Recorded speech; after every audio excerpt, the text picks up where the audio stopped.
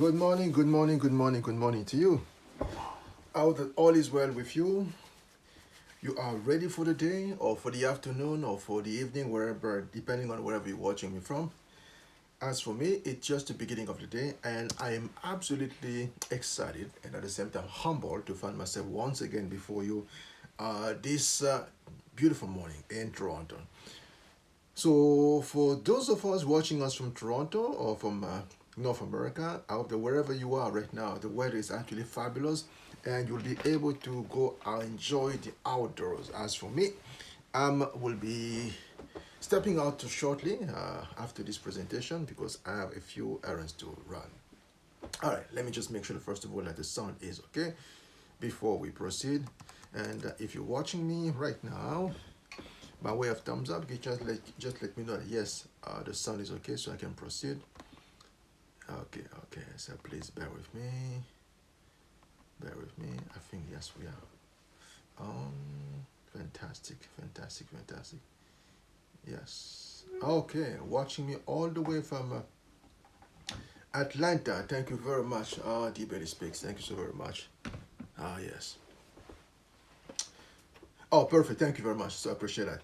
Yeah, so for today's presentation, before I get to the presentation, let me just briefly introduce myself. My name is Dimitri. I am the gentleman who is simply on fire about seeing you gel propelled to your next level or dimension as far as your journey to wealth creation is concerned, more specifically when it comes to the arena of personal branding. So anything to do with transformation and the success, the way that you're supposed to actually be able to command them. Yes, I'm the one who's simply on fire about these two processes as far as your journey to the top is concerned. I am based in Canada, more specifically in this beautiful city known as Toronto. So if you're ever looking for me, now you know how and where to find me. Okay, let's get started, shall we? I have so much to cover that I believe I'll need to get into it so that I don't waste too much time waiting on anything. So first of all, again, thank you very much for being here. My good and amazing brother, D. Bailey Speaks, an amazing YouTuber, content creator, and also business person, entrepreneur based in Atlanta, Georgia. So if you're ever looking for real estate property or real estate property, of course, and investment, then you can definitely contact my amazing friend, D. Bailey Speaks, and he'll be able to actually hook you up and let you know where exactly to go when it comes to finding the best deals and the best you can actually find in the Atlanta, Georgia area. For today's presentation, we'd like to talk about this key thing known as luxury. Luxury. My goodness. I talk about so many things over the past past couple of years. This is going to be the very first time that I'm going to be talking about this concept of luxury. Talked about adding value to people, amassing value to people when it comes to your business or when it comes to your own personal branding. But this was the closest I will have actually come to this thing called luxury. But today and for the next 5 or 6 days, this is the only thing I'll be talking about luxury. And yeah, this is a concept that's very dear to my heart, and it has nothing to do, first of all, with many people come to associate with the word luxury. It has nothing to do with that. It's actually much deeper, and we're going to take the time to really go into all this, the depth of this concept known as luxury. And for today, as a matter of fact, for the first day of presentation, I would love to first of all go a deep dive when it comes to the concept of luxury. I'm going to look at the different meanings when it comes to the concept of luxury and see how we can actually set the foundation when it comes to the next 5 days. First of all, something I'd like to actually put on the table very clearly. Although most of the things I'll be talking about are pieces from the history of this particular continent known as Europe, it is important to note that Europe is not the birthplace of this concept known as luxury. Not at all. I speak English, and most of you come to listen to me because I speak English. I communicate in English, and this is the reason why most of you come to me. Because, of course, most of you speak English as well, 99% of you. So, and most of the words I use in English have either a Germanic or Latin roots. So as I actually use the word such as luxury, I need to define it in the context of etymology. So the etymology basically I have to go and look at the root of this particular word, where it's coming from, to actually define the word. The concept may actually be defined within the European context, because of course English, we think Germanic roots, or we think Latin roots, so it will have to be from the European context. However, the concept itself is not foreign to other countries, to other parts of the world.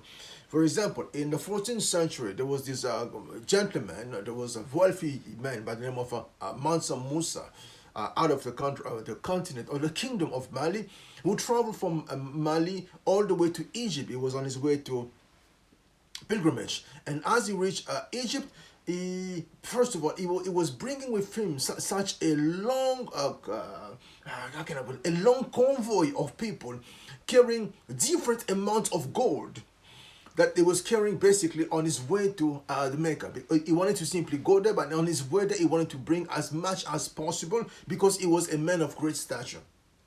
But as he was doing that, as he was traveling north, because Mali is actually south compared to Egypt, as he was traveling north, just the sheer size of the wealth he was carrying was such that the economy of every place he was actually going was disrupted, because they would see the amount of gold he was actually carrying, and when he would start spending money, or he would start spending his gold, of course it would cause disruption within all the local economies as he was moving north towards Egypt.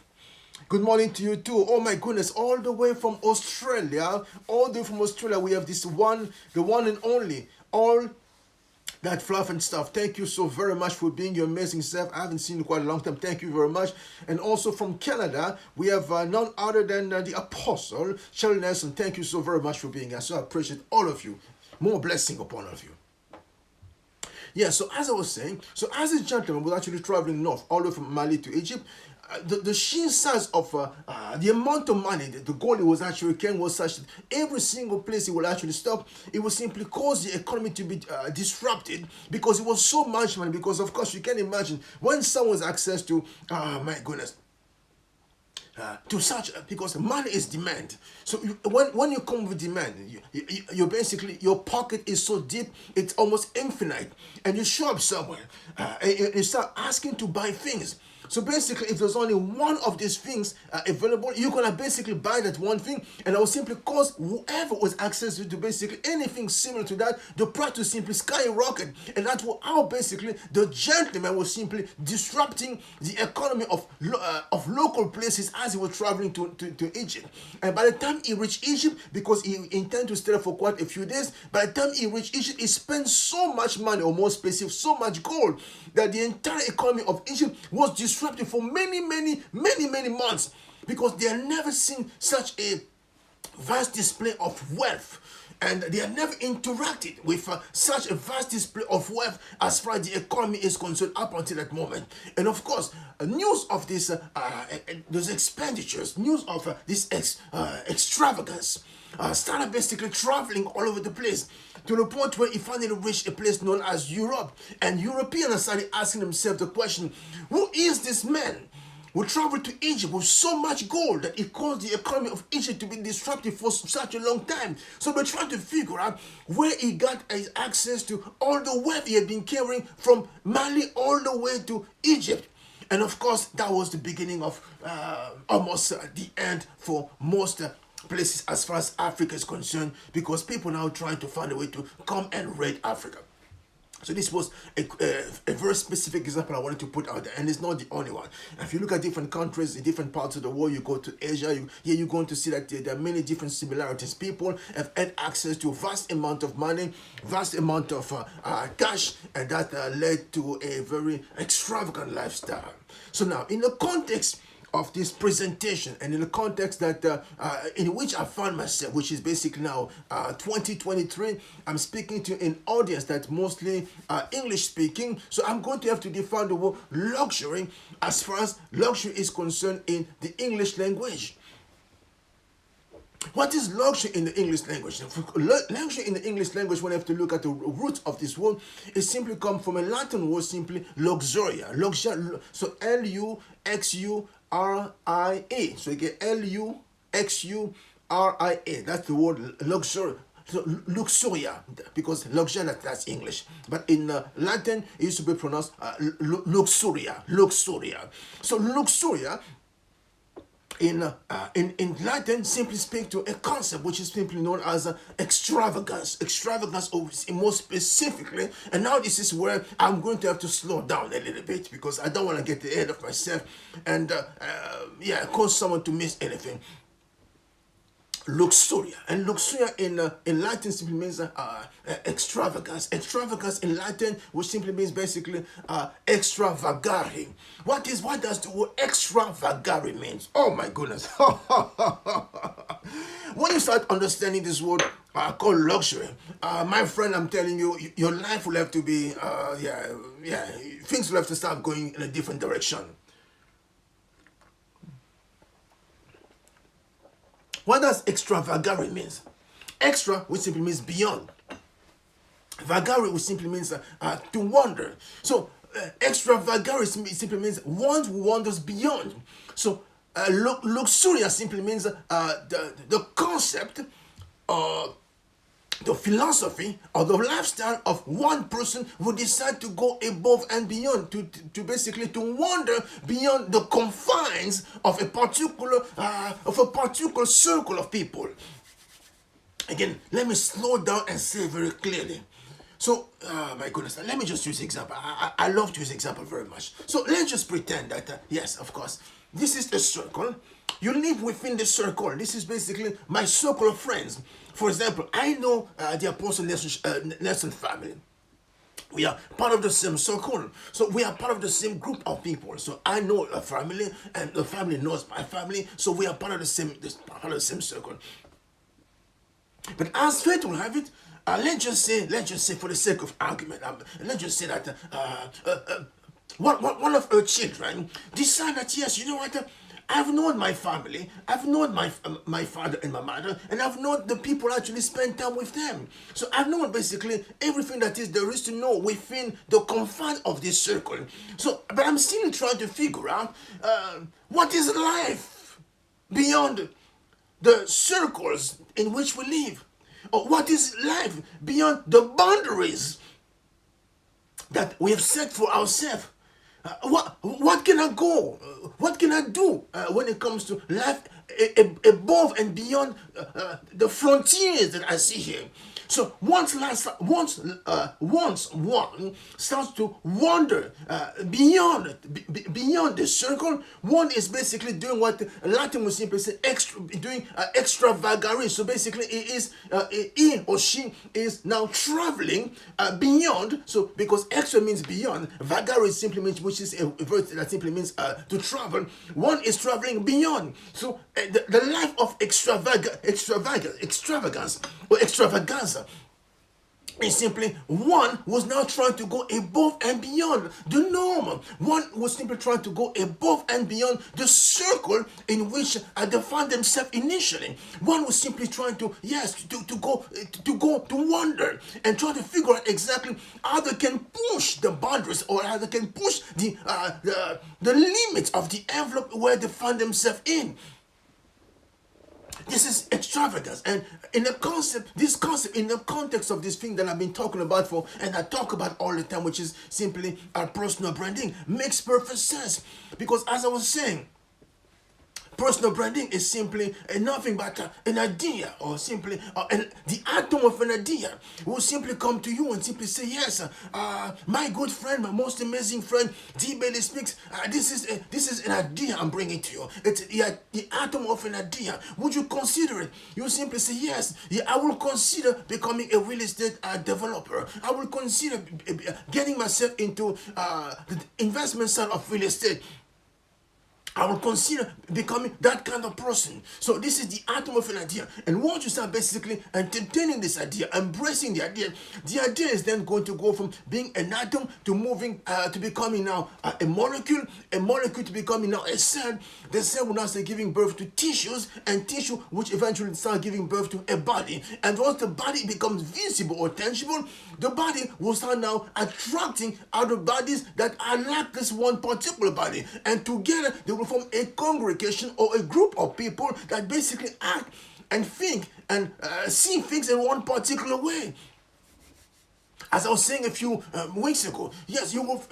Someone will come and build, let's say, a neighborhood, and simply say, "Yes, I would like to build a few houses in this particular place on the map." And as you start building the houses on this particular place in the map, what happens is the developer has only one thing in mind: to build as many beautiful homes as possible. Number one, and to make sure they can sell as many as possible, unit as possible, because they want to make a return on investment. And as they start doing that, they're not saying to themselves, "Oh my goodness, we're gonna buy this piece of land, start building these properties, and our goal is to sell these properties to people that look like this particular type of people." That's never the goal. The goal is to simply to sell as many units as possible, or otherwise to move as many units as possible.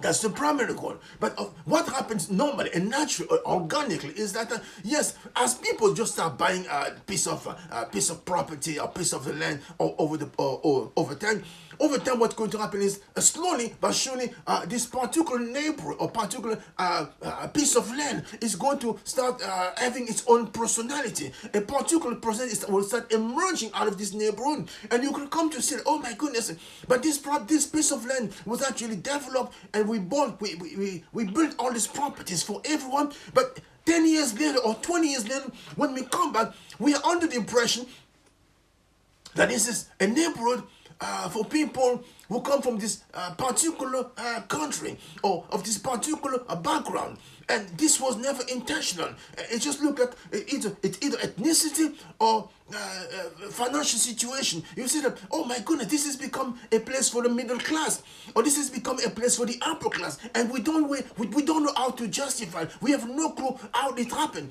Why? Because simply the concept of homophilia or love of the same has taken place. Because as I started buying properties in this particular neighborhood, and I like this property, what I would do is I would get on the phone and start calling my friend. I'll simply say, "My friend, I bought this piece of land here. I bought this property on this piece of land. It's a fantastic place. Please come visit me." So when my friend who has access to cash comes to my neighborhood and likes the place, "Oh my goodness, I would love to buy also a piece of this land." And next thing you know, it's a few more people like us that start buying properties around this neighborhood, and before you know, this particular neighborhood start having its own personality and becomes or emerges as a neighborhood for people that think and act like me. Because someone bought the property and started inviting people, and next thing you know, we started falling in love with the property, with the neighborhood, and we started just wanting to buy more properties around this particular community. And next thing you know, we build our own community or our own cluster of personal brands that look basically and sound like one another, and this become basically our circle of friends or our circle of influence. Good morning to you too. Oh my goodness. Luis Enriquez Pino, thank you very much for being here. Hey, Abila Daily Vlog, thank you very much for being here as well. Thank you. Yes. So this is basically how it works. So one circle of friends or one circle of people that actually create something. An extravaganza or luxury is simply someone simply looking at this particular circle of friends, a circle of people, a circle of personal brand, and simply say, sorry, this is now the average. This is now basically the norm as far as we are concerned here. But if I want to really, distinguish myself, if I want to really come out of this, if I want to really be seen as the one, the man on top of everything, I need to start doing things differently. I can't be shopping basically. Let's say everyone around the shops At IKEA, when it comes to furniture, I can be buying from IKEA. I need to be buying for a more renowned place when it comes to my furniture. I can be going to places like Best Buy or places like Costco to buy my electronics. I have to go somewhere else because I don't want to be buying the same brand. I don't want my home to be furnished with things like Samsung. No. I want a different brand. I want to be able to buy a Bang& Olufsen. So where can I find a Bang & Olufsen? I know Walmart does not carry Bang & Olufsen. I know all these different places, Best Buy, they don't carry Bang & Olufsen. So where can I go to buy a Bang & Olufsen? And before you know it, you start basically moving in a totally different direction. And as you move in this different direction, your life becomes simply a life of extravagance, which has, of course, a very negative connotation in most places. But initially and philosophically, extravagance has nothing negative about it. The meaning simply means that it's one who simply wanders beyond. One will understand, yes, the law of averages. This is the average within this particular circle. If I want to really come out of this law, I need to actually wander beyond. And that's where the concept of extravagance comes from. Thank you very much. I so appreciate you, whom he had been a daily vlog. This is where the concept comes from. Yes, and I'm going to give you just two examples just to illustrate the point. And this is just the foundation. And at the end, I'm going to give you an assignment. The assignment will be very simple. But before we get to the assignment, you have to first of all understand the concept of luxury as simply extravagance. Extravagance simply means basically one was willing and ready to travel beyond the norm or to travel beyond the circle in which they find themselves. Extravagance. Extravagance, from the word luxuria in Latin, which simply spelled Luxura.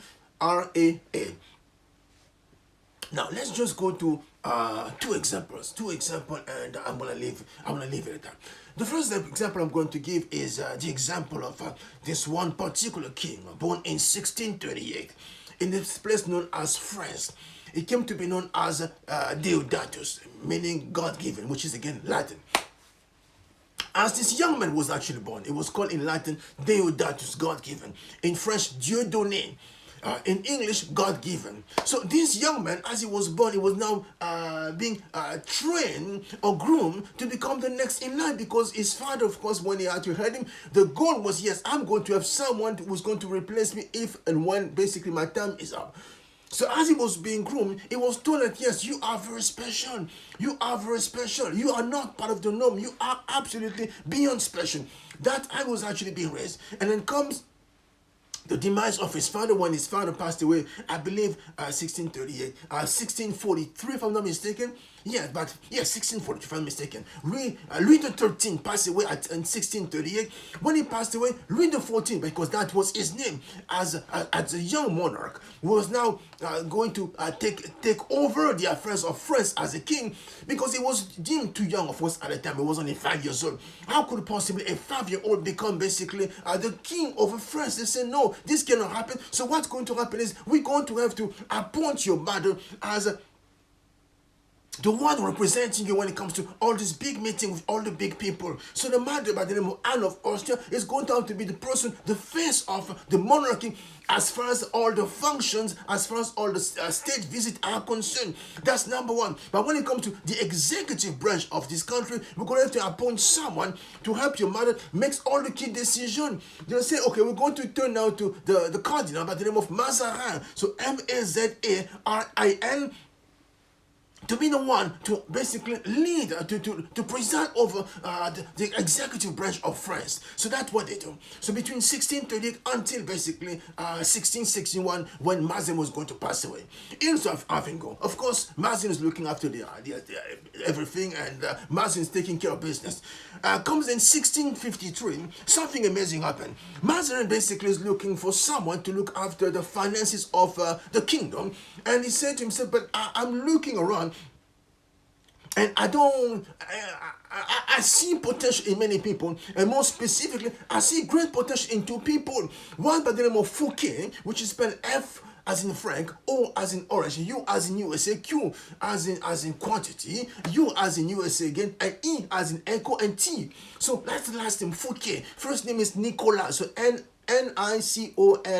AS. That was the first name. So Nicolas Fouquet is basically one of the top candidates. So beside Nicolas Fouquet, it sees also potential in someone else by the name of a Sevien, which is simply spelled Sevien. So Sevien and Fouquet become now the two top candidates as far as the job is concerned. But Mazarin, being a clever strategist, he says, I cannot appoint one and neglect the other one because they both have access to amazing networks. I'm going to find a way to simply employ both of them. So how about I simply give both of them, appoint both of them as the core ministers of the same portfolio, which was simply finances. So which he does. But actually, the actual title was Contrôleur de Finances, so it's basically the one who controls the finances. So as he appoints both of them, very quickly he realizes that it can work like that. Things must be actually more specific. The task of this two individuals must be more specific. So how about I say this? I'm going to say to Sevien, you are sorry, the one in charge of expenses. I'm going to say to Fouquet, you are the one in charge of account receivable. And you try to find a way now to harmonize with you and make this thing happen. And as it starts working together, very quickly, of course, Fouquet emerges as the one who is now controlling everything. Because not only is in charge of all the account receivable or the receivable, but he's also now trying to figure out a way how to extend his influence to basically take over.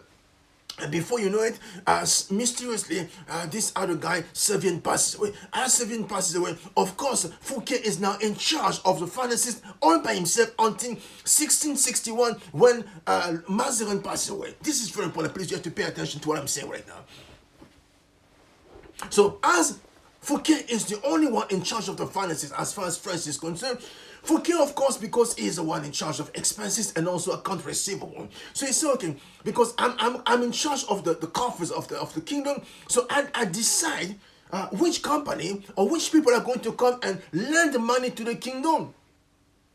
So he found a mysterious way to get access to all this network of bankers, and he becomes also a shareholder in some of these banks. So this bank are coming to lend money to France. Is basically, this is a conflict of interest that was completely very beautiful, because it's basically lending money to France and basically dictating the terms of the transaction, and is profiting from that quite handsomely. So from 1653 all the way to 1661, his prosperity is actually basically shooting through the roof. And at one point, he said to himself, as a matter of fact, that was in 1651. 1651, he said to himself, I've noticed a very beautiful place, a piece of land. I would like to actually buy for myself. So I believe it's called a vol-au-vent, if I'm not mistaken. So he decided to buy the piece of land, and he started basically developing that piece of land from between 1651 and 1661. So he basically, as I was saying, homophilic. He buy a piece of land, he loved the land so much, and he started basically buying everybody out around that piece of land. So he extends basically the amount of land he has access to within that particular location, and before you know, he is the owner of a huge amount of land that he wants to turn into his castle. He wants to turn into estate for his castle. So start building his castle, and again, of course, he summons the services of the best as far as this thing is concerned. So again, because he's the one in charge of the finances, he's the one basically dictating whom is going to be to whom the government is going to be owing money, and of course he has interest in this company. So his finances are basically shooting through the roof, whereas the coffers of the country are basically just becoming bare. I don't want to say bare, but basically the country is becoming poorer and poorer. And as he's doing that, comes of course a time where the castle was actually completely finished.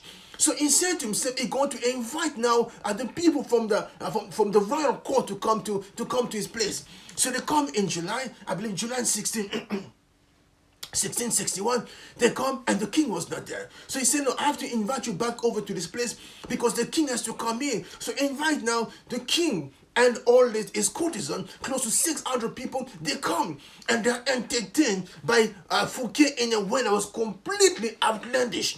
So the king, of course, is completely puzzled. He says, but how is it possible As a king, the palace in which I live looks like a place for a broke person, and this guy who happens to be the minister of finances live in such opulence. This doesn't quite make sense. Number one. Number two, how is it possible that the affairs of the country, as far as our coffers are concerned, seem to be all over the place? I don't want to say not balanced, but this guy finances seem to be so well balanced. Where is he getting the money from? And to add insult to injury, this guy, his finance minister, says to the king, as a matter of fact, you see this beautiful property? How about I give it to you as a gift to you, my king? The king said, but how is it possible? Someone was employed by me, someone that I employ, has access to so much money, and this guy has now the audacity to think in terms of actually giving me a gift, gifting me this property. So where did he get the money from? One thing led to another. Beside the king, there was another guy by the name of Colbert. Colbert, which is spelled C-O-L-B-E-R-T. Colbert was now whispering in the ears of the king, simply saying, aha, I'm telling you, as a matter of fact, if you look closely, when Mazarin was passing away a few weeks ago, Mazarin said something about this young man. He said this guy is not only just too rich, but he's also too ambitious. This guy is basically planning to simply overthrow you. A few weeks ago, a few months ago, you were poisoned. And we know exactly where this poison came from. It came from people who are close to this guy here by the name of Fouquet. So Fouquet is becoming a threat to your reign as a king. So we have to find a way to get rid of him. And that's exactly what he does. Eventually, Louis XIV get this guy arrested and actually thrown in jail. But this is basically the political canvas upon which the story is actually painted. But when you start looking at all the dynamics that was taking place between Mazarin, Fouquet, and Louis XIV, more specifically between Fouquet, between Mazarin, Louis XIV, Fouquet, and Colbert, you're going to see that they were all within one circle. But we slowly but surely, they started realizing that there's this one particular young man by the name of Nicolas Fouquet. He was basically doing what I simply call living a life of extravagance, which is simply basically, he was wandering. So extra meaning beyond, vague simply means traveling. He was traveling beyond the circle, beyond the borders of this circle. He was going beyond. They say, but this guy is going beyond. And as he's going beyond, something is actually happening. The one who goes beyond. Again, this is the principle. This is the principle. I'm not talking about tactic and strategy. I'm talking about the principle. Again, this is the principle. Oh, my goodness. The one who goes beyond. The one who goes beyond. The one who goes beyond the circle. The one who travels beyond the circle is the one that becomes a pioneer. Is the one who's going to see things for the very first time. Is going to discover what Roman used to call a terra nova, which simply means new land. You're going to discover the new land, and you're going to come back and tell the rest of the people, aha, I've traveled beyond the confine of this particular country, and I've actually been to this particular place, and these are the things I actually saw in this particular place. I'm bringing you now in Europe this thing called chocolate or cocoa, and cocoa, we can give you this drink that we can call chocolate, and hot chocolate became, of course, a fantastic drink under Louis XIV because someone had traveled beyond Europe and came back with something that became a trend. So you're going to become basically a trendsetter. So again, if and when people live within one particular cluster of people, group of people, or congregation of people, and you start traveling beyond, whatever you're going to see beyond the circle, when you bring it back within the circle, you're going to become the first. And as the first, you are seen as a pioneer. And as a pioneer, you are simply what people will simply refer to as a trendsetter. Let me slow down and say hello to people here. Yes. Thank you very much, Apostle Cheryl Nelson.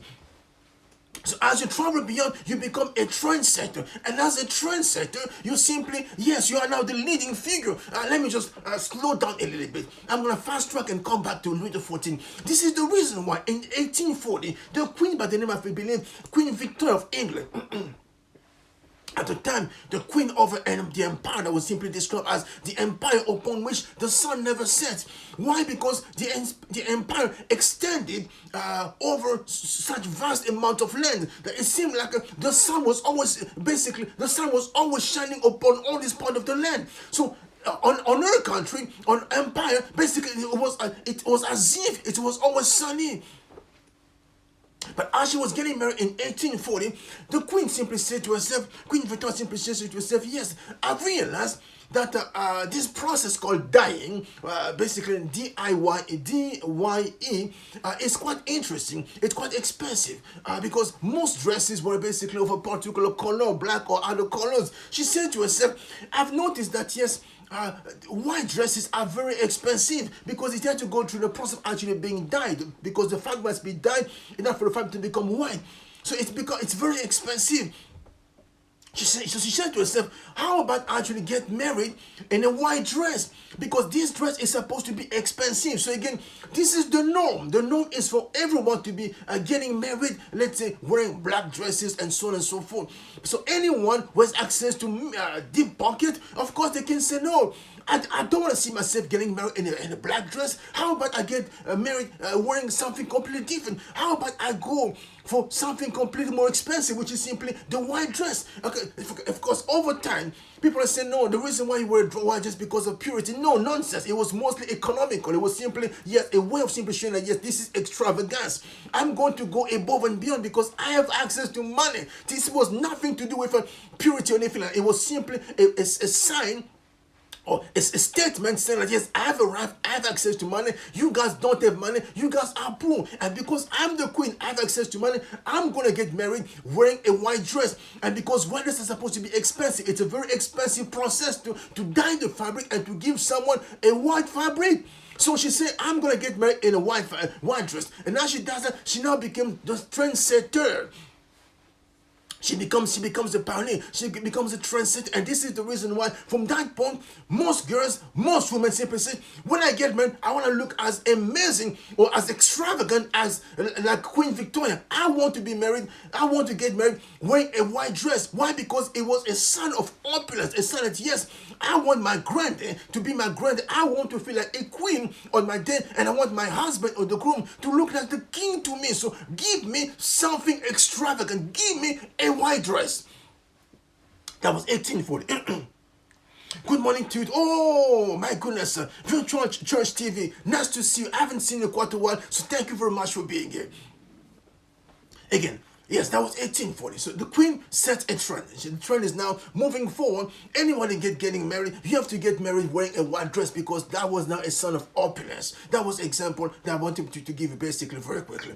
Now let's go back to Louis XIV and this guy by the name of Fouquet. So Louis XIV says, I understand all the political issues between this guy and myself. This guy is ambitious, trying to take over. So I understand this guy basically is very clever, is very cunning. He has found a way to basically make money when basically we're basically bleeding money. So this guy is very dangerous. Number three, I understand that this guy is basically has no sense of respect, because how can he possibly imagine that he, as someone working for me, can have more money than me as the king and basically want to give me or to give me this big castle looking absolutely amazing. And number four, this castle he has access to, I don't have anything close to this castle. So where did he get this money to actually have all these things? And of course, all the people are looking to him as a patron, or as basically as someone who's able to now patronize all these artists, and they look up to him. And how is it possible they look up to him and works for me and nobody looks up to me? And in other words, simply says, yes, forget about politics, forget about everything else. The war between the gentleman and myself is simply simple. It is the war. It's a war simply becoming a pioneer. Who's going to become the trendsetter? Because right now it looks like Fouquet has become the trendsetter. And if he becomes the trendsetter, I'm the king. So basically, it's at this level, I'm this level. This can work. There can only be one king, one trendsetter as far as the kingdom is concerned. So therefore, this guy got to go. So Fouquet, of course, was arrested in 1661 and he was basically sent to jail where he was supposed to spend the rest of his life. And the rest is history. Why? Because the king says, no, I have to be the one setting the trend. I have to be the leader. And eventually, this culminated with the king simply say, yes, a king is supposed to be, yes, I represent the state. And he simply says, you're gonna call me now the Sun King. So basically, I'm not even going to say that I represent the kingdom upon which the sun never sets. I'm simply going to say I am the king. I'm the sun that simply shines upon every aspect of life as far as the kingdom of France is concerned. And with this, it simply came to give us access to one of the most glamorous periods of the history of France, because it came to simply take France from one level to the next dimension, because it came now to let the whole world know that yes, now we're going to be a country of extravagance. We're going to go above and beyond the norm as far as everything else is concerned, more specifically when it comes to enjoying the finer things in life. So how are we going to be the trendsetters? If you want to live like someone who knows how to sit at a table like a king, or someone who knows how to have fun manners, you have to come to France, because we are now going to become the trendsetter. And Louis XIV came to establish himself not only as the longest serving monarch, but also as the one who simply took Europe and took more specific his country to the next level of dimension as far as culture is concerned, a culture of simply refinement. Example number one. So again, we are going back to the meaning of the word luxury. From its Latin root, we simply mean luxuria, simply meaning the word extravagance. Extravagance simply means extra, which means beyond, and vagare, which simply means the one who goes beyond. So you go beyond the circle in which you find yourself. Example number one. Example number two, and I'm going to stop there. Example number two, we're going to go now to 1933. Oh, thank you. You're welcome. You're welcome. Most amazing pastor. As bad, I can't wait to visit your church. So I'm gonna contact you on Facebook to come just to get you information. I can actually know exactly how I can come spend some time with you, maybe one Sunday. Since we live in the same city. So example number two, we're going to go to 1933. 1933, there's a beautiful story that's taking place. There is this young man by the name of Henry Graves Jr. I spoke about him a few days ago. Henry Graves Jr. was actually groomed by his father to become a lover of fine things, because his father had access to deep pocket, and he basically used to take him to different places when it comes to auction and to see how you have to basically fall in love with the best. To the point where eventually the motto of the family was simply the best or nothing. So they simply says, if what you're going to buy is not the best, you don't buy it, because it says, yes, if you really want to be the best, you have to embrace the best as basically the norm as far as everything is concerned. If the car you're going to drive is not the best, don't buy it. If the suit you're going to buy is not the best, don't buy it. If the house in which you're going to live is not the best, don't buy it. If the people that are going to be working for you and working with you are not the best, please don't hire them. So the best became simply the living philosophy. I don't want to say the life. It was the living philosophy. So they lived by this philosophy. It had to be the best or nothing. So around 1926 or 1928, Henry Graves Jr., many years after he saw his passing with him, he said to himself, I've seen that there's a craze right now. Everyone as a man needs to have access to a fine-looking piece of timepiece, more specific, a watch. But I've noticed that everyone wears the same type of watch as everybody else, especially among the rich people. So that we know that Philippe Patek is the top brand when it comes to timepieces. But as far as I'm concerned, I can be wearing the same timepieces as my banker. I can be wearing the same timepieces as basically everyone in the boardroom. My timepiece might be completely different. And because I have access to deep pocket, I'm going to go now to Philippe Patek in New York, and I'm going to ask for an appointment. He got to the appointment, and he said to them, I would like for you now to make for me this watch I would simply call the super grande complication, meaning the watch or the timepiece with the most amazing and most sophisticated or most advanced features as far as timepiece is concerned. And of course, Philippe Patek listened to me and said, yes, we can make that happen, but it will take at least 2 or 3 years for us to actually produce that timepiece. He said, okay, I'm going to wait. So as he's waiting, of course, America and the rest of the world falls into this great thing known as the Great Depression. Basically, it was, yes, you know what happened. Everything, basically, the value of money was such that people started losing their money, losing everything as far as they were concerned. And all the rich people around Henry Graves were basically becoming broke, and they had to simply review or readjust the way they were using to live their life. But in the midst of that, Henry Graves Jr., because he had still had access to money, his life basically remained the same. Remained the same. But of course, this was quite dangerous. Because as people are basically struggling financially, struggling when it comes to how they can actually put food on the table for themselves, then in 1933, something crazy happened. That's the year when Philippe Patek was now supposed to deliver the watch to Henry Graves Jr. So as they're about to deliver the watch, Henry Graves Jr. simply said, yes, I'm a man of great wealth and I'm a man of discretion. Could you please deliver the watch to me in a very discreet manner? Unfortunately for him, something happened and news broke out that yes, this very expensive timepiece that had been ordered by the gentleman had been delivered to them. And of course, when news started traveling, it was not really good for his reputation. Because next thing you know, when his father, when one of his sons passed away in a car accident after that, he was now basically really scared because he said, oh my goodness, it must be that people resent my wealth and this is the reason why I'm being punished because I'm too wealthy, and because of that I have to find a way to just get rid of this watch because this watch has brought me nothing but curse. So he was about to get rid of the watch, and his daughter by the name of Gwendolyn simply said, Dad, please no, don't throw this timepiece in the water, in the river, please give it to me, I'm going to keep it for, because I understand right now your job is impaired because of all these things that have been happening to the rest of the population and to you because you lost your son. So she kept the watch. So let me just fast forward. Eventually, she kept the son and the watch and gave it to her son. The son sold the watch in 1968 for $200,000, which was quite a lot of money. $200,000 cash. And of course, in order for that to happen, the banker had to go to his own bank to ask for them to give him $200,000 cash.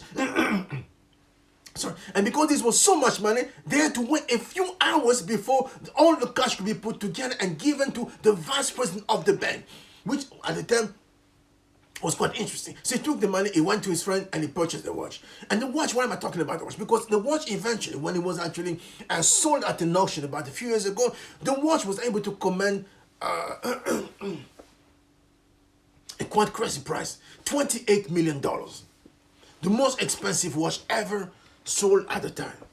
And Philippe Patek himself was trying to buy the watch again because they knew through this watch they simply took the craftsmanship to the next level. But that's not what I want to talk about. What I want to talk about as far as this particular history is concerned is the following. In doing so, in ordering this watch and buying this watch, Henry Graves Jr. was simply doing one thing. He was simply now becoming a trendsetter. He was simply telling the people with access to wealth and to cash, yes, if you really want to live a life of luxury, you have to simply aspire to simply own things that not everyone around you have. Number one. Number two, if you really want to be a trendsetter, you have to think for yourself. You have to really to go think for yourself and think by yourself and try to design exactly what you're looking for. Whatever all these craftsmen are going to be able to produce for you is basically the product of the imagination. You yourself have to now go into your own imagination and you have to dig deeper. You have to dig deeper and try to figure out for yourself exactly what you are looking for. Because everything is basically available to you. The imagination is as infinite as one can possibly think. But if you're going to just limit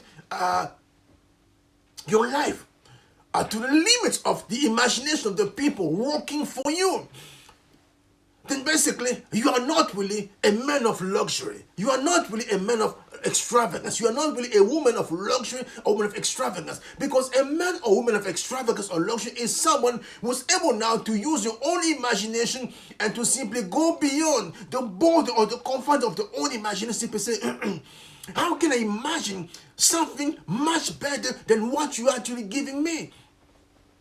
How can I imagine something much better than what you're giving me? So how can I imagine something, a product or service superior, far superior than what you're about to sell to me?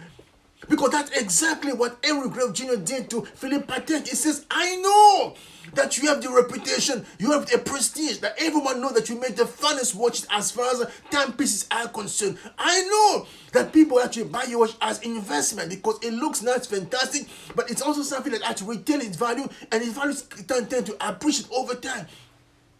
This is why we buy your watches. But I don't want to buy a watch that looks like the watch that everybody else actually wears.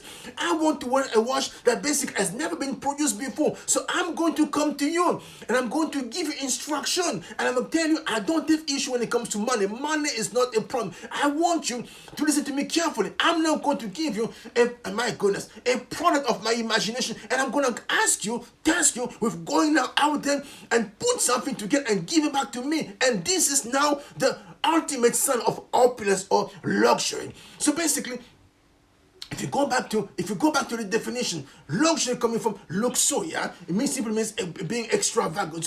So wandering above, wandering beyond the limits of one circle. That's basically the ultimate sign of luxury.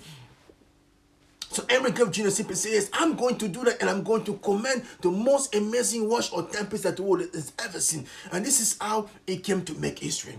So why do I use these two examples, or actually the three examples? First of all, 1661 of Louis XIV will simply say to Fouquet that there is no way you can actually have an imagination. There is no way I'm going to let you outsmart me, outwork him when it comes to imagination. How is it possible? You, as a minister of finance within my country, you can have the audacity to actually envision such a beautiful display of wealth. How can you envision basically putting together such a beautiful palace, a beautiful castle, and have all these artists flocking to you? So why do they look to you as the ultimate gentleman who knows how to set the trend when it comes to imagination? Louis XIV says no, there can only be one person when it comes to this country who's able to do that. It's gonna be me. So therefore, I'm gonna throw you in jail, and that's what he did.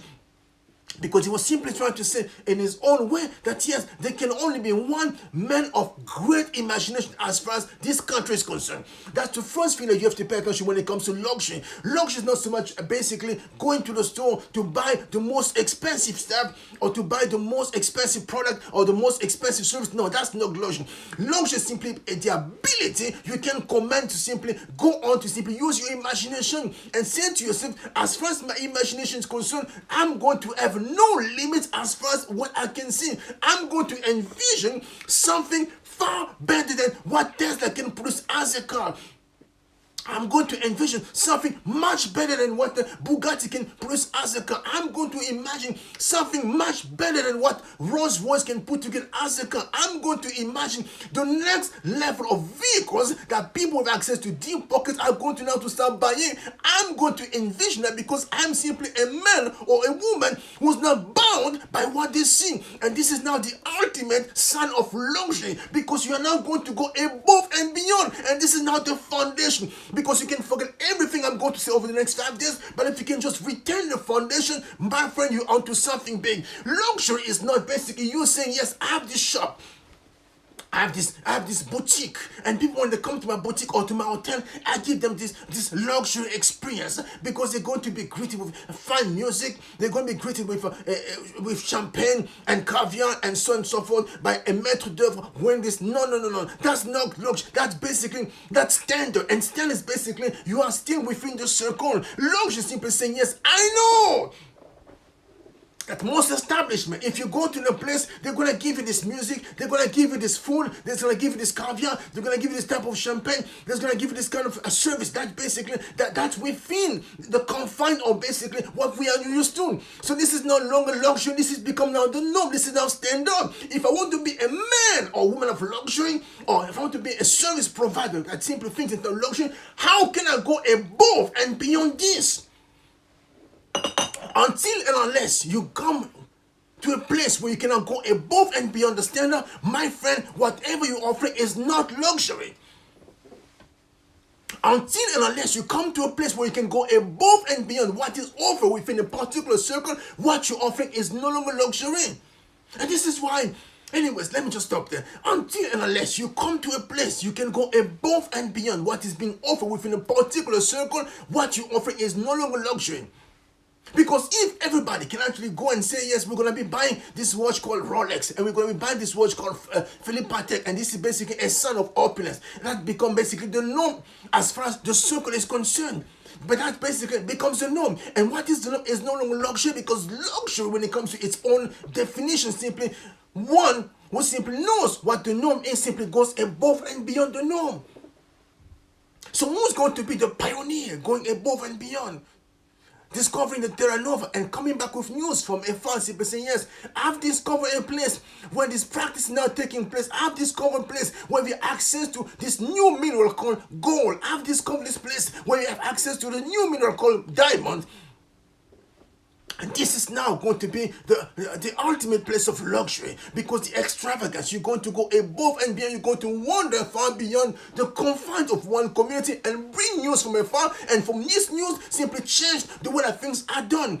I gave you the example of this woman, this monarch, this beautiful queen in 1840, by the name of Queen Victoria. Queen Victoria simply said, no, I know that most people, when they get married, they wear this black dress to this wedding, because black, of course, it's very easy to produce and black, it's all everywhere. But if you want to have access to a white dress, the family must be dying, and the dyeing process is actually very expensive. But because it is expensive, if I decide to show up wearing a white dress, I'm going to become basically a pioneer. I'm going to set now a new trend, and as I do that, I'm simply going to cause all the young girls within the circle of rich people to start simply say, aha, daddy, you saw, because we have money, we too can afford it. So for my wedding, you have to make sure to tell mommy that we have to go to the bank and get as much money as possible, and also make sure I have access to a white dress for my wedding. And next thing you know, as the rich people started doing that, of course, the middle class and the lower class started saying, my goodness, so that means this is now the new norm. So in order for you to look like the queen on your wedding day, you must be wearing what? A white dress. With this, she basically set the trend, she became a pioneer, and the rest simply became history. Why? Because she simply redefined what luxury was at the time. So luxury at the time was simply to go above and beyond the norm, and by doing that, she established basically a new norm. Number two, I give you the example of this man by the name of Henry Grave Jr. in America in 1933. When he took possession of the watch, he had basically designed for Philippe Patek. The watch basically became the standard now of excellence as far as timepieces are concerned, because the gentleman simply said, I'm not just going to go to Philippe Patek and ask them to sell me the most expensive watch, because if they sell me the most expensive one, chances are the same watch as many other molded people can actually come and buy. And as I'm buying this watch, someone can come and buy basically the same type of watch basically from them. And I can't have that happen. I have to have them design manufacture a watch I'm going to design, and the watch will be so unique that basically I'm going to be the only one owning this particular piece of timepiece. And that's exactly what they did. So by the time they delivered this timepiece in 1933, it became the one and only to own this timepiece signed by Philippe Patek, but which was basically the product of his own imagination. And by doing that, simply say, yeah, this is now the ultimate definition of luxury, extravagance. You have to go above and beyond basically what is the norm as far as the circle of people that you spend time with. And once you do that, my friend, you are going to be a man or woman of luxury. I'm done right now. Here's now your assignment as far as today is concerned, because of course you're not going to expect to come in without an assignment or homework. As far as your own life is concerned, here's your assignment. If you can just take maybe your journal for today and say to yourself, as far as the community where I live is concerned, it's basically what we define as standard of excellence.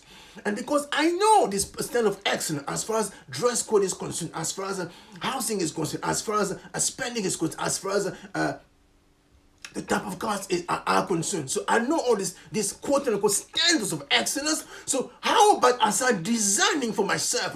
So basically, the next level as far as this particular standards are concerned. And once you start doing that and you start being intentional when it comes to exactly what you want to see as far as the next step is concerned, my friend, this is where you're going to be simply start seeing as luxury as far as your own life is concerned. This, again, for the first assignment, think on paper, trying to figure exactly what is the standard of excellence, what is the best of the best as far as everything is concerned, even when it comes to product or service within your community. List them on paper, because you have to know, because if you don't know what the standard of excellence is, my friend, then basically you are not only living in a place of excellence or place of close to luxury. Because once you define that and once you know exactly what they are, then you can start looking for ways to actually go above and beyond that, at least with your own imagination. Because as your imagination is now forced to actually go above and beyond what it seems to be like the ceiling as far as this one particular area of your life is concerned, slowly but surely, my friend, your subconscious is going to pick up on that and simply say, so so-and-so want to go above and beyond. How about we start giving so-and-so the ability to simply command the resources that's going to help propel so-and-so above and beyond everything that everybody else is already doing at the highest level. And that's where you're going to become simply a pioneer, and more specifically, a trend center like Queen Victoria, like Louis XIV, and like Henry Grave Jr. as far as the world is concerned. All right? My goodness, I'm going to stop here right now. But before I go, let me just greet again very quickly, family here. Monia and Dorothy, thank you very much for being here. Next Vlog 21, thank you very much for being here. I so appreciate all of you. It's okay. It's okay to be working, just listening in the background. It's okay. As a matter of fact, it's a privilege for me to know that you're in the background. Thank you very much. All right? And thanks for the like and share, so I appreciate you. But anyways, it is right now 8:34 in Toronto time, so Eastern Standard Time. I will have to be taking my leave for a shortly. But before I go, 4 key things I kindly ask you to do. Number one, please make sure to like this video. So YouTube know that we're actually delivering great value as far as what we do on a daily basis is concerned. Number 2, please make sure to leave a comment once the video is actually posted, so YouTube knows that yes, there's interaction, engagement with the content. Number 3, if you can as well, that'd be great. Please share this video with as many people as possible so we can continue to grow together as a tribe. Last but not least, please make sure to subscribe if you have not already done so, and get your friends, your family, your co-workers, and anybody you may know to simply come and do the same thing, so we can continue to take this thing to the next level. All right?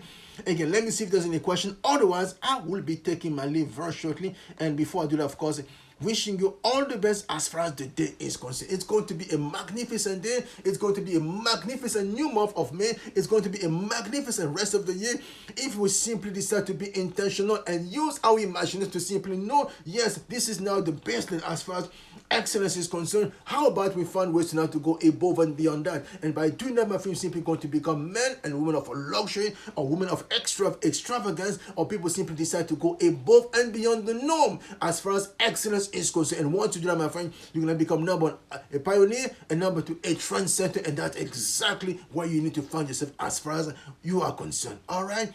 Love you so much. The best is yet to come, and as I keep saying, in order for the best to be manifested, you and I have to remain intentional. But before I go, of course, let me just greet quickly, family, the Blogs for the Paranormal Investigation. Thank you very much for being here. I so appreciate your company. Hope that you're having a great day wherever you're actually watching me from. And as far as I'm concerned, I've been talking now for about an hour right now, and I promised myself to only be here for 1 hour because I have things to do. So I will be taking my leave very shortly. And before I do that, of course, wishing you all the best as far as the day is concerned. And looking forward to sharing one with you tomorrow morning, 7:30 Eastern Standard Time, same place as far as this thing is concerned. And for the next 6 days, we'll be just focusing on this concept known as luxury, or simply, from its Latin root, simply meaning extravagance. The ability to simply go above and beyond the norms, to go above and beyond the confines of where you find yourself. More specifically, look at where you are and simply say, this is now with the standard of excellence, I'm going on to go above and beyond it. And when you do that, my friend, you're going to become a man or woman of actually what I'm simply calling luxury. All right? Love you so much. But as for now, I'm out. Take good care. Love you.